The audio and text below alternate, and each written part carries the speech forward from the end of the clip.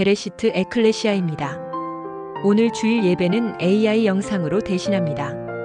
여러분의 양해를 부탁드립니다. 오늘은 사람에게 있어서 가장 중요한 인생에 관해서 나눠보려고 합니다. 인생이란 무엇인가? 사람은 왜 세상에 보내졌고 반드시 각자에게 주어진 시간을 살아내야 하는지에 관해 고찰하려고 합니다.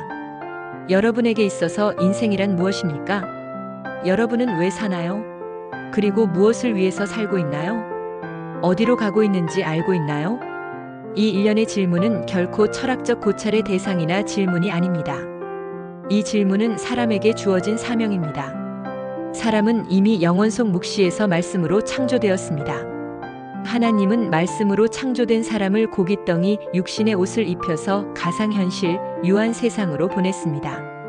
이는 하나님처럼 된다는 것이 무엇이고 죄가 무엇인지를 알고 깨닫게 하기 위한 훈련의 일환입니다.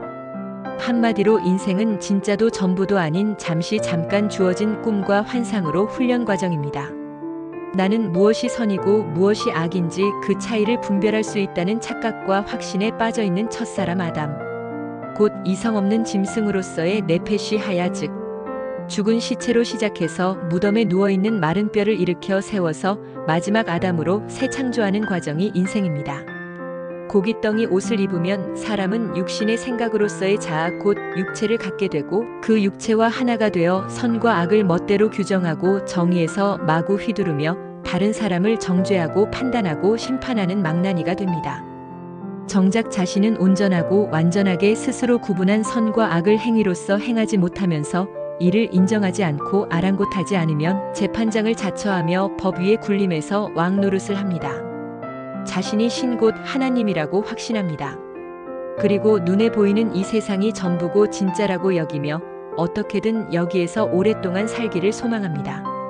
왜냐하면 이 세상이 전부고 진짜라고 확신하기 때문에 여길 떠나면 모든 것이 끝이라는 생각으로 아둥바둥 거리고 수고하고 무거운 율법의 짐을 스스로 짊어지고 열심히 말뚝을 받고 성을 쌓고 자신의 이름을 내기에 급급합니다. 이것이 보편적 인생의 전형적인 모습입니다. 세상 가치, 육적 가치, 땅의 가치를 소유하고 누리는 것이 행복이라고 확신하며 그것이 인생의 목표가 되어 어디로 가는지도 모른 채 향방 없는 다름박질을 하는 것이 보편적인 인생사입니다.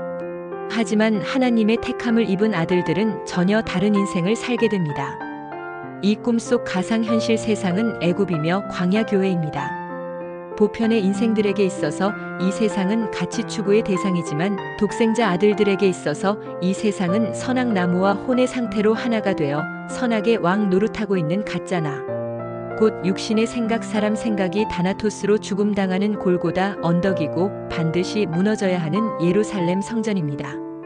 독생자 아들들은 이 광야 교회에서 끊임없이 말씀의 훈련을 받으며 선과 악을 분별할 수 있다는 착각에 빠지게 만든 근본 뿌리가 되는 육신의 생각, 사람 생각이 십자가로 끌려가서 목베임 당하는 다나토스의 훈련 과정을 경험하게 됩니다. 그리고 그 과정 속에서 아들들은 고깃덩이 옷을 입고는 결코 볼 수 없는 본향을 호라호하고 소망하며 빨리 본향으로 되돌아가기를 간구합니다. 선악과를 따먹은 첫사람 아담으로서의 보편적 인생들은 스스로 무엇이 선이고 무엇이 악인지 그 차이를 분별할 수 있다는 착각에 빠져있기 때문에 율법을 우선시하며 율법을 중심에 두고 인생을 살게 됩니다. 결코 온전하고 완전하게 율법을 행위로서 행할 수 없음을 인정하지 않습니다. 자신은 선하다는 확신으로 스스로 규정한 선과 악의 기준을 다른 사람에게 강요하고 들이대며 선생질을 하는 것이 보편의 인생들입니다.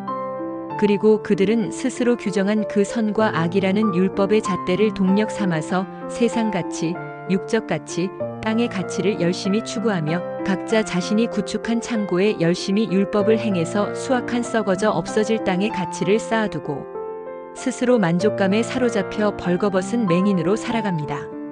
하나님이 마지막 때에 사람을 심판하는 것은 율법의 행위가 아닙니다. 누가 악을 덜 행했고 누가 악을 많이 행했는지가 심판의 근거가 아닙니다. 하나님은 율법의 행위로 사람을 판단하지 않으십니다.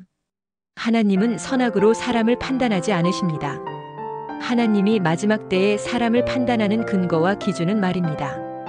이제까지 인생을 살면서 어떤 말을 가지고 어떤 말을 했는지가 관건입니다.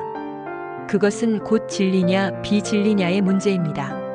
창세기 1장 1절을 알고 깨달아서 사람은 그 누구도 선과 악을 분별할 수 없고 온전히 율법을 행위로 행할 수 없음을 알고 깨달아서 오직 전능자를 드러내고 나타내는 말씀 그리스도를 머리로 하는 말하는 성전으로서 하늘의 말 곧 새 방언을 말하며 광야 인생을 살아온 독생자 아들들은 무죄 판결을 받게 됩니다. 그리고 그들은 본향으로 들려집니다. 하지만 입만 열면 윤리, 도덕, 공정, 정의, 상식을 외치면서 선생질하고 다른 사람과 세상을 선과 악으로 정죄하고 판단하고 심판하며 왕 노릇했던 자들은 비진리로서 말씀이신 하나님과 하나가 될 수 없기에 유죄 판결을 받게 됩니다.